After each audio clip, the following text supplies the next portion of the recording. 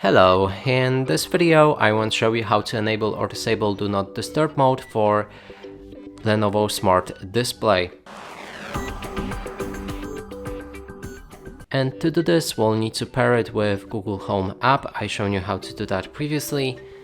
Now we can select devices, move to your Lenovo display, click on the gear icon in the top right corner of the screen, and here select notifications and digital well-being.